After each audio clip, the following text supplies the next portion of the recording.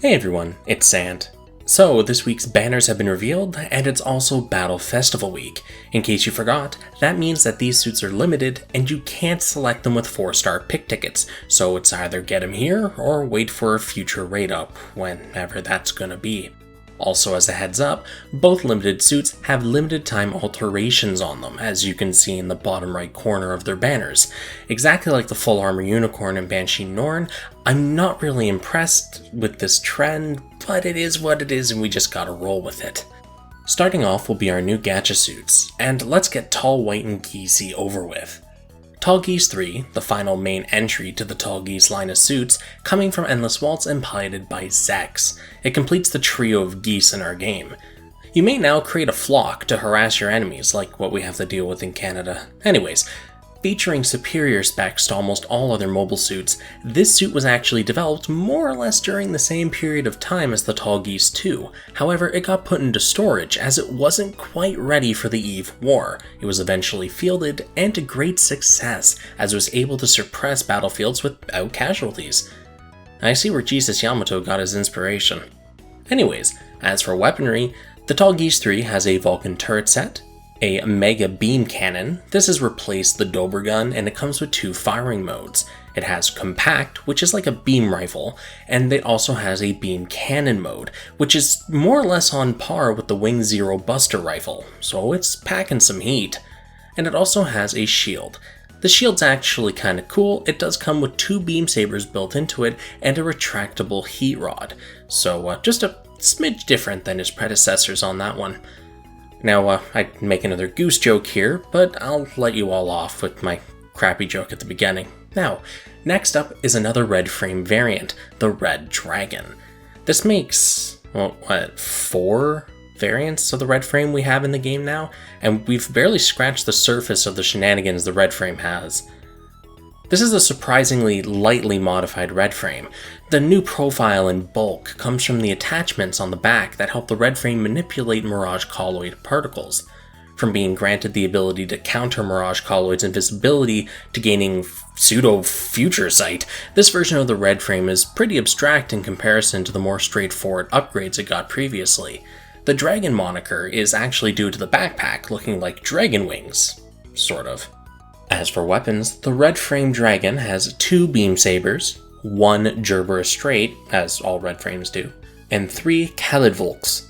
It's a unique piece of equipment. They were originally designed to be for cutting and welding, and it can have its safeties turned off to become a rather powerful tool/weapon. From dispersing Mirage Colloid particles that not only help stabilize the suit, but also disable nearby Mirage Colloid systems, and acts as both propulsion and sensors, to the full disable mode, where it fires a beam strong enough to instantly destroy its target while also itself, I'm frankly shocked at Lao being ballsy enough to slap these on a civilian mobile suit when it's directly against the law. Like, okay, sure, they're not weapons until the safeties are off, but seriously? Also, neat tidbit, it's based on the Welsh word for Caliburn, hence why I can't pronounce it to save my life. It's a neat looking suit with some pretty funky capabilities, but okay, seriously, can Lao just chill out on the variants of the red frame? Our welfare suit this week is the powered GM Cardigan, coming from Build Fighters Try and piloted by Fumina Hoshino. From what I see, there's no real history to the suit. It was based on the powered GM from Stardust Memory, and it was actually built before the show actually began. Crap. As for weapons, the GM Cardigan comes with a Vulcan turret set, built into the head, 2 beam sabers, you can actually see these on the shoulder racks, 2 Gatling guns, these are mounted on the arms, 2 large rifles, I hope you can see these sitting on the back, a beam machine gun, which is its primary handheld weapon. It can be fired in single beam shot mode or 3-round burst, and 2 shields. These are not handheld shields, they're actually mounted on like movable arms, so they're a little more flexible than what you'd normally expect on a suit. It also has dummy balloon launchers in the fingertips to hopefully trick the enemy during combat. It should be interesting. Maybe we'll see a taunt type skill. It's been a while. Now, on to the pilots. We'll start with the Double Z Neo Xeon officer Ilya Pazom. I apologize for the brevity of her entry, but there's practically more spacing than words here. So Ilya appeared in both the Double Fake and Portrait of a Young Comet manga side stories, not just the Double Z anime, so the lack of data here just seems like she got forgotten about in the story, whether people adding information forgot or the writers just had her in there as a convenient plot progressor. Anyways, she worked under Mash Mircello for the first Neo-Zeon War, and she sided with Haman during Glemmy's rebellion. And she did eventually fight her way into Char Aznabul's camp come the second Neo-Zeon movement, which is why she had an appearance in the Young Comet manga. And that's it. That's all there is about her. So, moving on. Our final new pilot this week is Odell Burnett. You may remember his brother, Odin, who we got very recently. Another test pilot from G-Unit, Odell is the picture perfection, able to use the PX system while remaining level-headed and dedicated to the cause and being an ace pilot. He at one point became Silver Crown when his G-Unit was eventually destroyed. He became a masked double agent, only to end the series by aiding his younger brother and defeating Oz, while also avenging his parents' death by killing the creator of the G-Unit suits, Dr. Berg. Neat little package of a story right there, actually.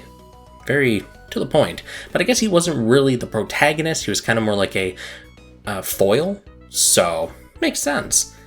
And with that, this week's content is all done. Now remember guys, like I said, it's a limited banner with limited time alterations, so if you're interested in using these suits to their full potential, you best have the tools on hand lest you miss out for an unknown amount of time. I also just want to address something too, because I saw somebody talking about it in the last video actually.